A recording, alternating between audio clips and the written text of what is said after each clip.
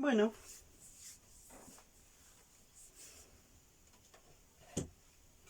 acá se nos vino el invierno. Está frío. Tenemos siempre un fueguito encendido. Y yo estoy acá en el medio de una merienda. Eh,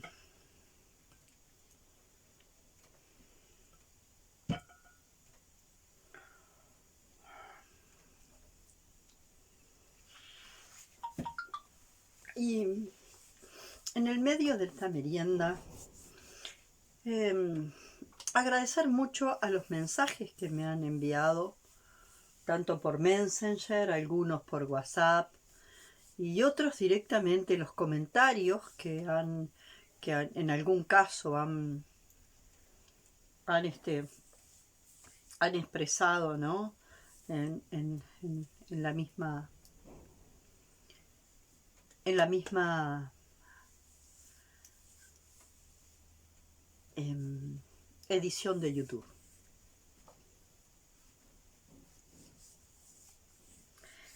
La gente que ha tenido sueños conmigo, hubo un sueño muy lindo que me contaron, un sueño que yo después tuve un sueño similar.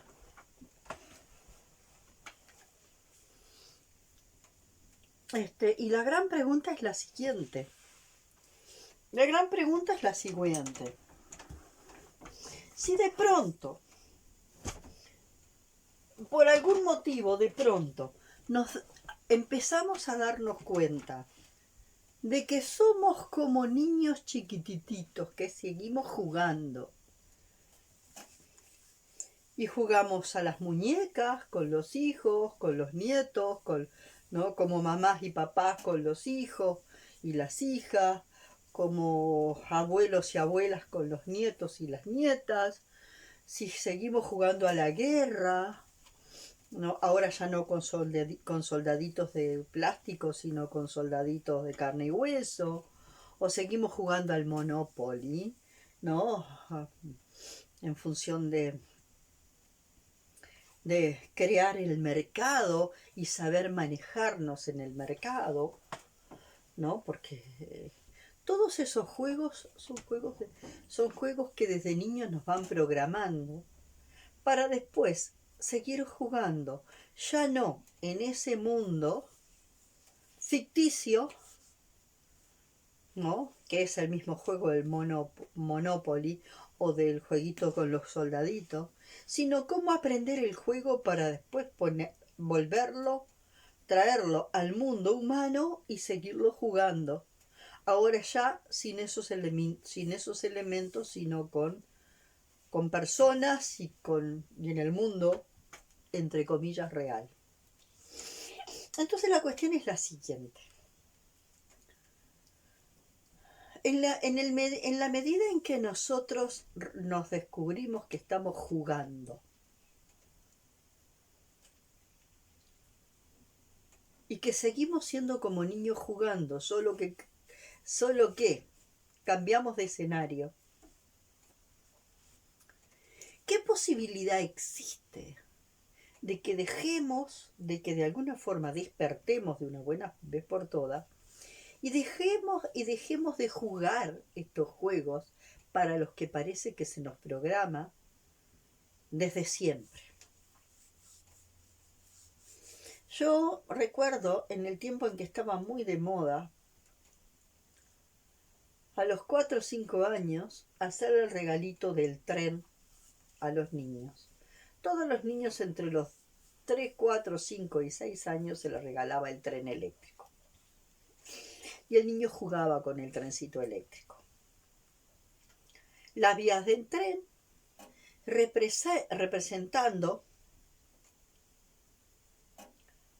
lo instituido. La rigidez de lo instituido representado por las vías del tren. La locomotora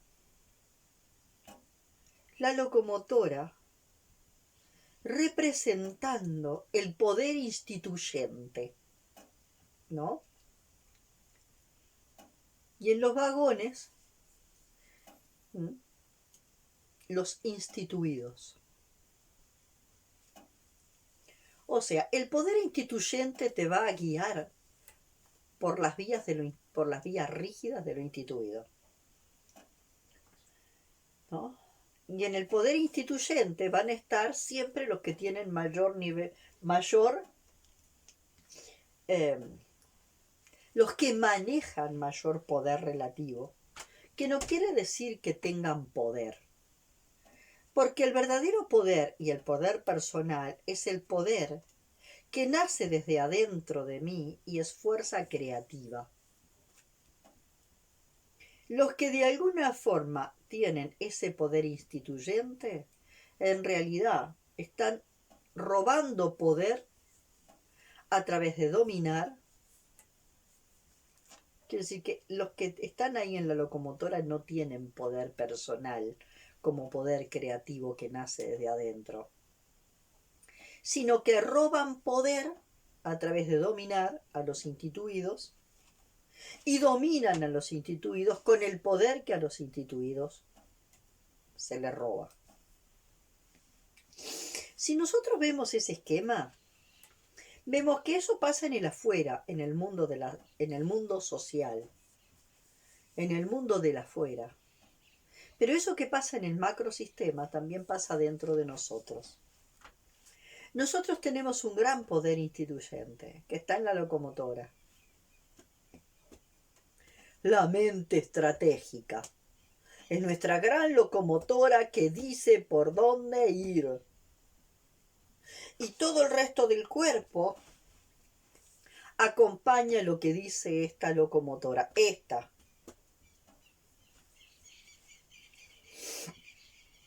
Y todo el resto del cuerpo y el resto de los órganos siguen lo que el cerebro programado dice. Un cerebro programado que reprograma, reordena y le da órdenes al resto del cuerpo. Pero no lo escucha. Entonces fíjense la confusión tan grande que hay por ahí, porque dice, bueno, para sanarme yo tengo que, mi cerebro le tiene que dar órdenes a cada célula para que se sane. ¿Mi cerebro le tiene que dar órdenes a cada órgano y a cada célula? ¿O mi cerebro tiene que tener la capacidad, volverse receptivo y escuchar lo que le está pasando al órgano o lo que le está pasando a la célula?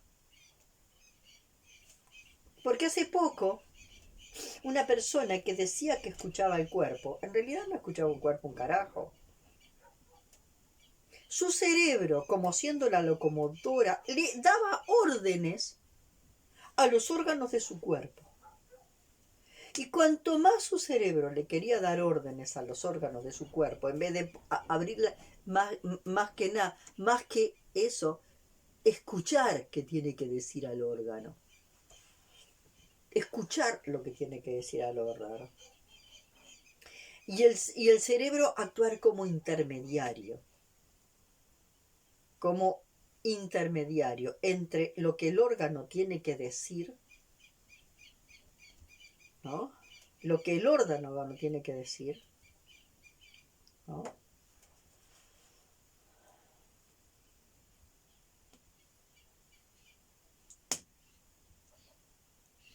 Lo que el órgano, mostrando el vórtice de trauma, tiene que decir. Entonces el cerebro como intermediario entre el vórtice de trauma, del trauma que se está expresando por el cuerpo, y el vórtice de cura. ¿Se entiende? El cerebro tendría que ser un intermediador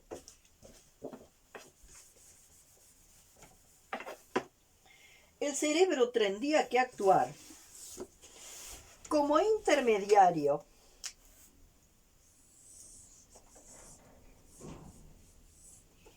entre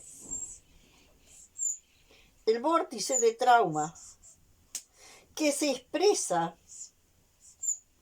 como enfermedad y por acá el vórtice de cura que se expresa como la medicina o los recursos propios, permitiendo que se produzca el encuentro.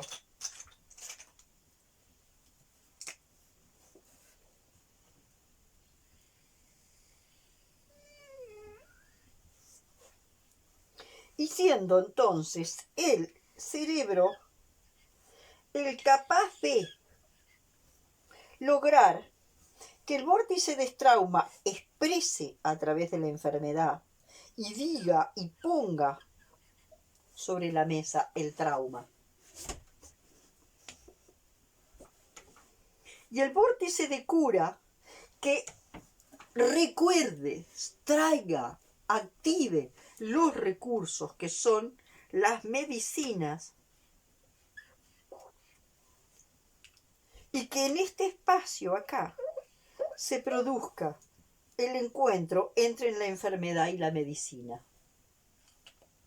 Y que la medicina y la medicina pueda permitir que la enfermedad se muestre, que el trauma que trae la enfermedad se muestre.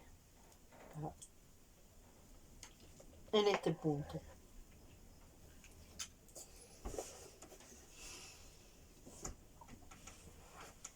Pero para eso, nuestro cerebro tiene que dejar de ser la locomotora.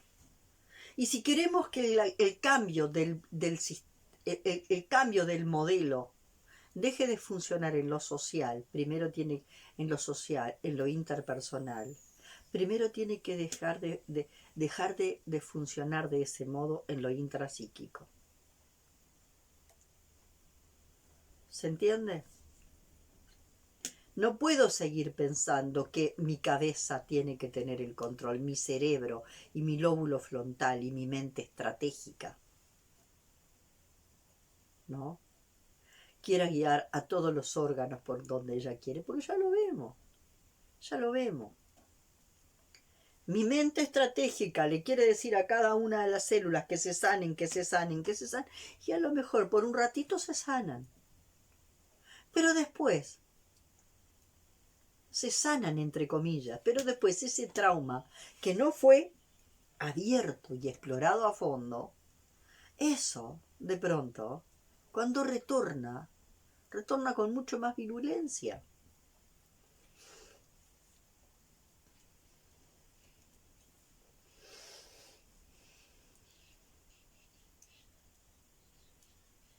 Entonces, el juego más importante que tenemos que empezar a ver es cómo desaprender. Es la tarea de desaprender todos esos juegos que aprendimos, de desaprender que existe un modelo instituido, que está también instituido en nuestro cuerpo. Las reglas de la dominación están inscritas en el cuerpo. Y que las reglas de la dominación están inscritas en el cuerpo supone que esta mente estratégica, que cada vez se cree más brillante, le va a dar órdenes al resto del cuerpo, sin haber escuchado previamente al cuerpo. Entonces, ahí está un poco toda esta historia de que de alguna forma el territorio, la famosa historia de vacunar al pez o limpiar el agua de la pecera, ¿no? Considerando que el agua de la pecera es el territorio. La historia es un problema del pez, de la enfermedad del pez, o es el problema de que el agua de la pecera está contaminada. Si consideramos que el problema es que la enfermedad es del pez, si consideramos que la enfermedad es del pez, los vamos a vacunar y vamos a seguir vacunando y vacunando y vacunando. Y el agua de la pecera cada vez va a estar más contaminada. Ahora, si consideramos que el tema tiene que ver con que hay que descontaminar el agua de la pecera, porque se ha contaminado, bueno, vamos a descontaminar el agua de la pecera. Y hay muchos que se quedan en creer que el territorio que hay que descontaminar es la descontaminación de lo externo y de lo material, sin darnos cuenta que la gran basura es la basura psíquica. Y el territorio que hay que el territorio, el único territorio, o el primer territorio que hay que empezar a descontaminar, es toda la cantidad de basura psíquica, que compone la sociosfera, esa sociosfera que va envenenando a la biosfera. O sea, toda la basura mental que tiene nuestra mente estratégica, y que recién nos estamos empezando a dar cuenta que la mente estratégica, que es la locomotora que quiere mandarle a todo el resto de los órganos del cuerpo, es lo mismo que pasa en lo intrapsíquico, es lo mismo que pasa en lo interpersonal. ¿Dónde es más fácil sanarlo? ¿En el afuera o en el adentro?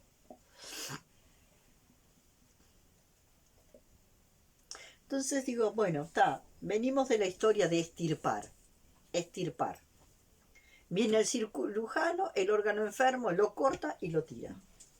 Lo saca para el costado, lo tira. Viene la gente y dice, bueno, yo estoy sintiendo eso y yo no quiero sentir eso. Eso que yo estoy sintiendo y que no me doy permiso para sentir, porque supuestamente mi mente estratégica es selectiva, y mi mente estratégica es selectiva y si quiero sentir esto y esto no lo quiero sentir, y esto lo quiero sentir y esto no lo quiero sentir. ¿A dónde creemos que se va lo que no queremos sentir? Lo que no queremos sentir. Y no le abrimos un espacio para que se exprese. Lo estamos callando, y lo que callamos se expresa a través del cuerpo.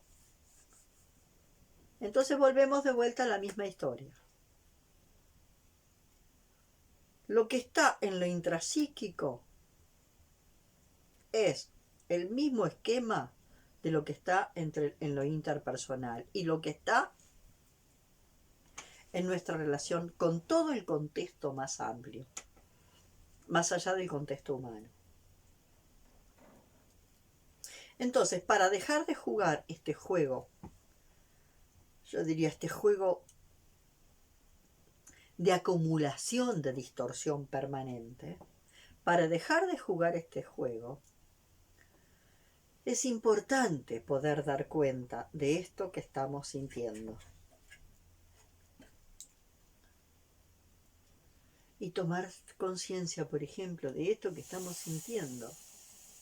Y darnos permiso para sentir lo que sentimos, y que lo que sentimos se muestre, y que de alguna forma no permitamos que lo que sentimos nos arrastre, sino que nosotros lo vamos a observar y a explorar. Y vamos a ir explorando eso que sentimos para ver qué es lo que origina. ¿Qué origina mis ganas de morirme? ¿Qué origina mi decepción? Mi gran decepción, mi gran desilusión. Que las expectativas que yo tuve, mis expectativas creadas por mi mente estratégica, mis expectativas no se cumplieron. Y entonces, cuando las expectativas de mi mente estratégica, que pensó que si hago esto y hago esto y hago esto y hago esto, y me porto bien y hago todo lo correcto que hay que hacer, y soy sumamente correcta con todo, frente a todo eso que yo hago de la mejor manera porque soy positiva y soy correcta y tengo toda esta historieta del amor, la armonía, el positivismo y todo eso, y con mi mente estratégica yo soy capaz de seleccionar las emociones positivas, las acciones correctas y todo eso, y digo que todo lo otro que no tiene que ver con el amor, ese amor romántico, con la armonía y con la belleza, todo eso no existe. ¿Dónde creen que se va eso que yo digo que no existe? Estoy como los niños chicos. No está, no lo veo, no está. Si no lo veo y no está, no existe. Opa. Y ahí están los campos mórficos, con una carga de trauma transgeneracional de cientos, de miles de años, esperando para que de una vez nos hagamos cargo de todo eso que queremos evitar ver. De la sombra, no solo personal, sino de la sombra colectiva.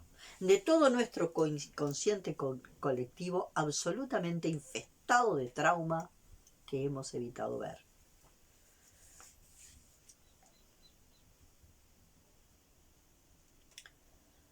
Entonces,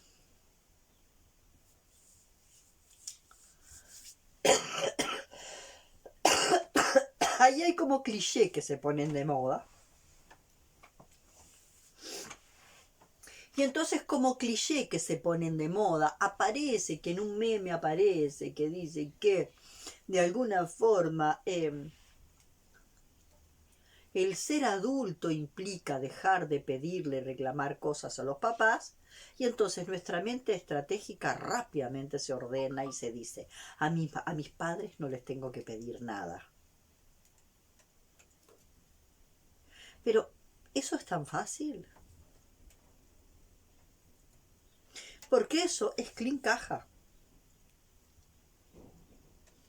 No le pedimos a los padres, pero lo que no le pedimos a los padres lo desplazamos. Se lo pedimos al gobierno, se lo pedimos a, se lo pedimos a, se lo pedimos a, se lo pedimos a mis jefes. Estamos permanentemente en ese estado de pedir.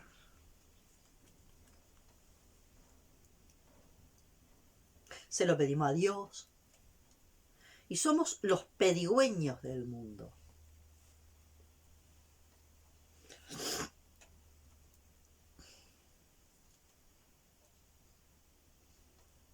Entonces ya no se lo pedimos a mamá y papá, pero se lo pido a Dios. Diosito, te pido que... Y seguimos siendo niños pidiendo. Solo que en vez de pedirle a mamá y papá, porque ya nos creemos adultos, le pedimos a Dios, le pedimos al destino, le pedimos a no sé quién.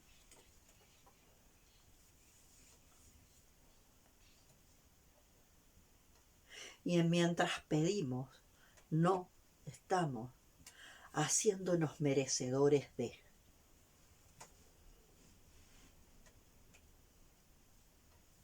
Entonces, cuando yo estoy pidiendo, estoy en estado de carencia. El que pide está en estado de carencia. Y si estoy en estado de carencia,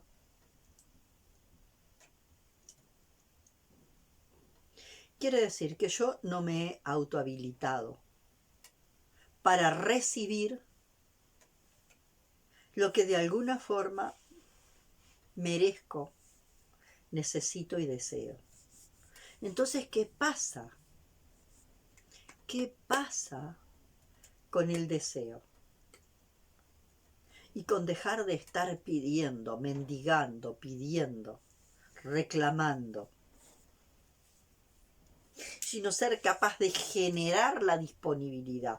Y si yo dentro de mí genero la disponibilidad, y mi disponibilidad de verdad es fuerte, eso que yo necesito me va a encontrar a mí. Y eso es tal cual. Pero si yo sigo siendo el niño que pide, ahora ya no le pido a mamá y papá, pero le pido a Dios, le pido al destino, le pido, y sigo pidiendo el estado del mendigo que pide o el rebelde que reclama.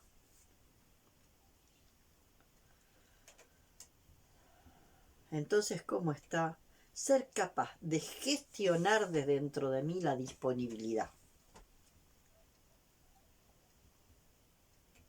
Y entonces cuando yo gestiono dentro de mí la disponibilidad, ¿no? Cuando yo gestiono dentro de mí la disponibilidad, es como que mi necesidad y el satisfactor se encuentran. Mi necesidad y el satisfactor se encuentran. Pero qué fácil que es esto. Por ahí apareció la ley de la atracción y la ley de la atracción te dijo que esto era soplar y hacer botellas. Y no. Ese es el gran problema de los que han leído toda la historieta de la ley de la atracción. Esto es mucho más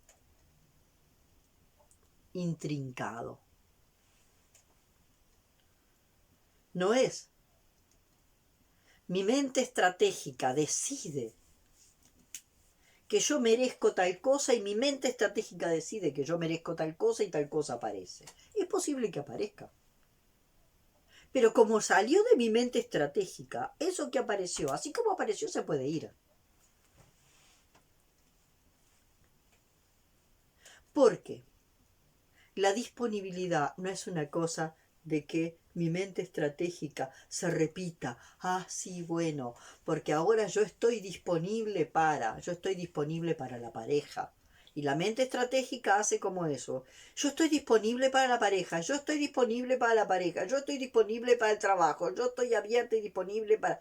Y acá se da cuenta... No, no, no es tan fácil. Es posible que de alguna forma, si la mente estratégica logra, ¿no?, generar logra potenciar determinada fuerza, que eso que de alguna forma estoy necesitando llegue, pero así como llegó, se fue. Y fue como un atraer algo y sin saber ni por qué, ni para qué, ni nada. Y es como atraer eso que yo deseo, que no sé ni por qué lo deseo, ni para qué lo deseo, porque en realidad es un deseo particular de mi mente estratégica. Mi mente estratégica está directamente relacionada con mi yo particular y por lo tanto con mi conciencia divergente. Entonces ahí está el tema, y el tema de que la ley de la atracción sí pero no, sí pero no, tiene validez y no tiene validez. Porque sí es cierto que si yo tengo disponibilidad voy a traer eso que siento de alguna forma que necesito. Pero ¿quién es el que necesita? ¿Quién necesita desde dentro de mí? ¿Quién está necesitando desde dentro de mí? Porque si el que necesita desde dentro de mí es el vórtice de trauma, el vórtice de trauma que necesita se traga todo.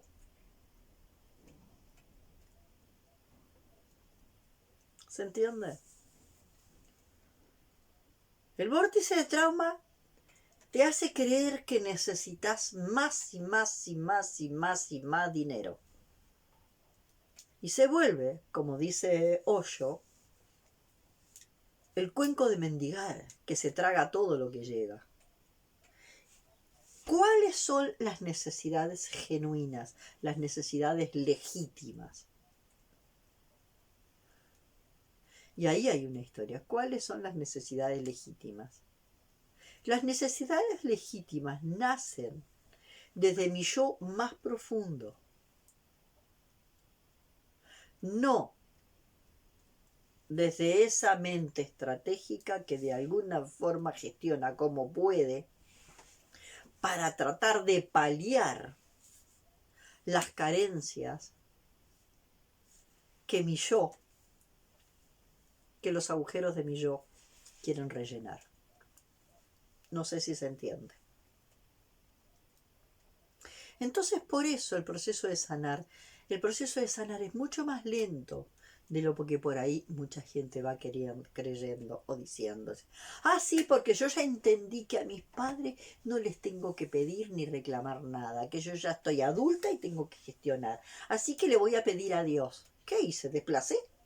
¿La actitud no cambió? La actitud no cambió, la actitud sigue siendo la misma. Sigo siendo el mismo pedigüeño. Ahora no le pido a mi mamá y a mi papá, le pido al jefe, le pido al destino, le pido a Dios, le pido a no sé quién. Ahora bien,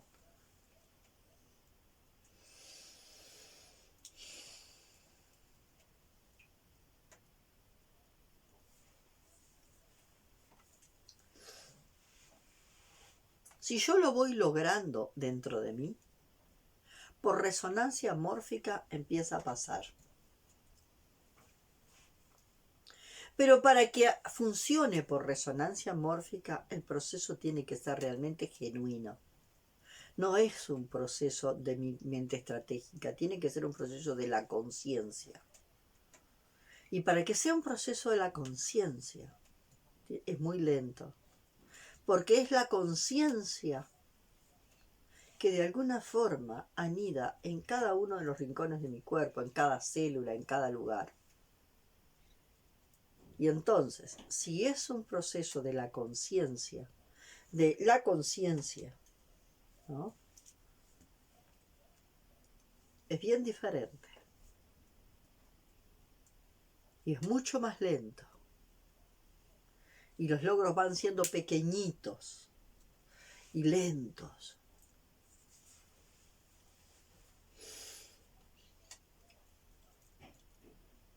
Entonces tenemos que entender la diferencia entre la mente estratégica. Y la mente estratégica la mente estratégica es esa mente que se usa en el ajedrez. Los ajedrecistas saben muy bien usar la mente estratégica.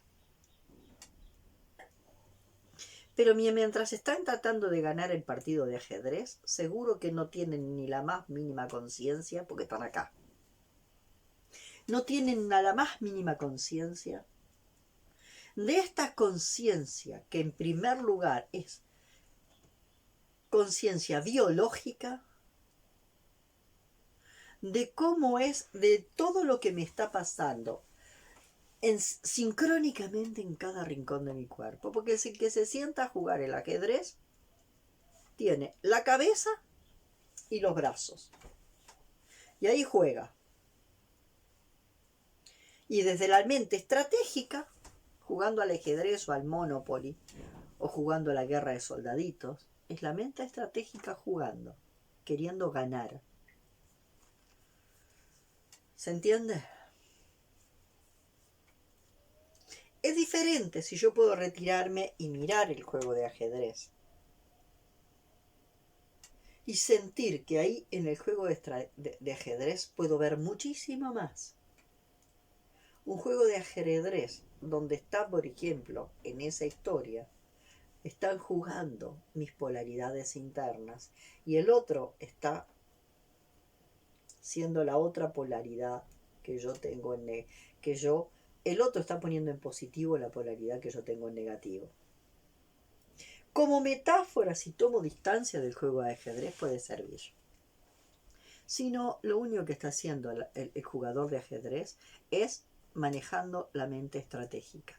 Y la mente estratégica es capaz de disfrazarse de conciencia. Por eso nosotros decimos todo el tiempo, la mente miente. La mente estratégica es una astuta mentirosa, el cuerpo no. La mente estratégica es una astuta mentirosa y te convence de cualquier cosa, el cuerpo no. Por eso, de alguna forma, donde yo trabajo, yo por ejemplo, Hellinger hablaba de frases sanadoras y yo siento que las frases no son frases sanadoras. Las frases son apenas agujitas de acupuntura. La medicina está dentro de la persona. No soy yo que con una frase sanadora le ofrezco una frase sanadora que entra a la persona y la sana. No. Con la frase yo toco determinados niveles de conciencia biológica que estaba dormida, o que sea que estaba, conciencia biológica que estaba en estado de inconsciente, y que con la frasecita yo lo toco. Y bueno, ¿qué sentiste con esto? ¿Qué sentiste con esto que te dije? ¿Qué sentiste? Yo te dije una frase. Ante esta frase, ¿qué pasó en tu cuerpo? ¿Dónde te pegó esta frase? ¿Y cómo te pegó esta frase? ¿Dónde te tocó esta frase como agujita de acupuntura? Cuando se habla de frase sanadora, eso es un algo de afuera que se mete hacia el adentro. Y seguimos en el dinamismo patriarcal.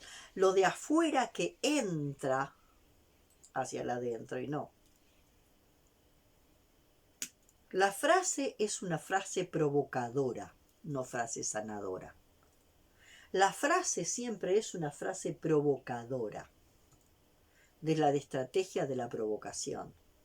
Yo voy a utilizar una frase que provoque a los aspectos inconscientes de tu conciencia biológica. Si toco una zona que está muy anestesiada, no se va a mover nada. ¿Ah? Si toco una zona que está muy anestesiada, no se va a mover nada. Si toco una zona que esté a punto de despertar, va a haber una reacción. La reacción, en principio, va a ser defensiva. Porque esa zona inconsciente de la conciencia biológica va a querer estar como. Va a querer estar quietita. Entonces, en esto de sanar, tenemos que saber que sanar es un proceso muy lento. Y que a esta manera de concebir la sanación, de manera sistémica, donde cada uno va sanando en este microsistema, algo que tiene que ver con el microsistema, pero que también tiene que ver con el macrosistema, vamos a ir sanando lo que podamos. Y también hay que dejarse en paz. Y dejarse en paz es, en primer lugar, dejar de autoatormentarse porque las cosas no están saliendo de acuerdo a las expectativas. Y yo estoy planteando esto porque estoy pasando por fases de decepción. Fases de decepción donde de verdad siento que toco fondo, me viene un cansancio enorme. Y en esa fase de decepción que toco fondo, me viene un cansancio enorme y me vienen ganas de morirme. En realidad, la que se está queriendo morir es la Silvia frustrada, que se quiere morir con las expectativas que generó. Y Silvia tiene que ver y dejar morir las expectativas para darse permiso para renacer. ¿No? Silvia tiene que dejar morir las expectativas. ¿No? No morirse con sus expectativas, porque si no es como, bueno, estas expectativas no se cumplieron, ninguna de esas expectativas se cumplieron. Entonces resulta que como las expectativas no se cumplieron, esta Silvia es una fracasada porque las expectativas no se cumplieron. Entonces me abrazo a las expectativas y me voy a morir con las expectativas. Y ahí vivo un proceso de decepción. Lo estoy viviendo, lo exploro, veo. Y entrando en la decepción, en la desilusión y en la decepción, empiezo a ver todas las expectativas que la Silvia se creó. ¿Tá? Todas las expectativas que la Silvia se creó. ¿Tá? Entonces ahí es donde de alguna forma algo empieza a verse. Veo las expectativas, las observo, las veo, y entonces ahí tomo distancia. Y puedo ver acá la Silvia que observa y la Silvia que sigue aferrada a las expectativas. Y les puedo de alguna forma rescatar a la Silvia que está aferrada a las expectativas para que soltar las expectativas. Y entonces recupero la parte mía que se estaba perdiendo abrazada a las expectativas.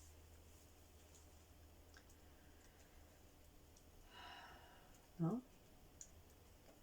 Entonces por ahí viene una de las líneas de: si yo decido no sentir la decepción no me va a llevar a las expectativas. Yo me entrego a la decepción y la decepción es la que me lleva a las expectativas. Y cuando veo las expectativas, veo a la Silvia abrazada a las expectativas que no las quiere soltar, que las quiere agarrar y no las quiere soltar.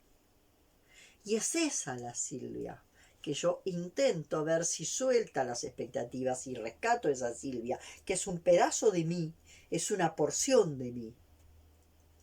La reintegro a esa Silvia y les digo a las expectativas, bueno, las libero. Las cosas no fueron como mi mente estratégica inventó que iban a ser. Y después me sigo dando cuenta que la mente estratégica inventa un montón de cosas y que muchas veces no son como uno que pretendía que fueran. O de alguna forma la mente estratégica genera, ¿no?, un escenario y genera una historia donde parece que las cosas son como el jugador de ajedrez se inventó, y después las cosas... Y ese juego o ese escenario que se inventó dura un tiempito, pero después se pincha el globo y punto. Bueno, eso era lo que quería comentar hoy, porque bueno, alguna gente me decía, bueno, y si todo es un juego, y si todo es un juego, todo este juego, que todo es un juego, y entonces, bueno, ¿es posible salir de este vicio infantil de que nuestra mente estratégica infantil sigue creando y seguimos jugando como niños, creando estrategia? ¿Se puede salir de ahí? Sí, se puede. Pero no es soplar y hacer botellas. Pero no es como la ley de atracción nos dice, que es, cambio mi mente y ya se cambia todo. No, no es así. El ir recorriendo todo lo que sigue todavía metido en mi neurología, cada rincón, en mi ADN, y recodiendo todo eso, e ir sanando desde esa profundidad de la conciencia biológica.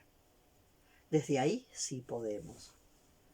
Y muchos estamos haciéndolo. Y bueno, y pasamos de la decepción al soltar las expectativas, y bueno, y al soltar las expectativas, la mente estratégica va a querer crear nuevas estrategias, con nuevas expectativas y con nuevos objetivos y con nuevos escenarios. Bueno, ¿cómo es? A ver, vamos a ir a un lugar más profundo. Vamos a ver si podemos llegar a un nivel de conciencia más profundo. Y a veces tenemos chispazos, donde la mente estratégica se hace silencio, y entonces donde la mente estratégica hace silencio y deja de jugar con estrategia para lograr lo que la identidad particular quiere, para poder escuchar lo que la conciencia global quiere a través de nosotros, lo que la energía creadora quiere expresar a través de nosotros. Bueno, esto era lo que quería contar hoy un poquito. Hasta la próxima. Les digo, agradezco mucho a los mensajes que me llegan por Messenger, a los comentarios que a veces aparecen debajo de los videos, y bueno, y la gente que me ha contado sueños, que me han contado algunos sueños bien interesantes, y bueno, y diciendo que el proceso no se pierde. Todo el proceso personal que vamos haciendo queda colgado en el campo cuántico. Eso lo voy a seguir recordando, ¿tá? Y lo voy a seguir recordando siempre, ¿tá? Bueno, hasta la próxima.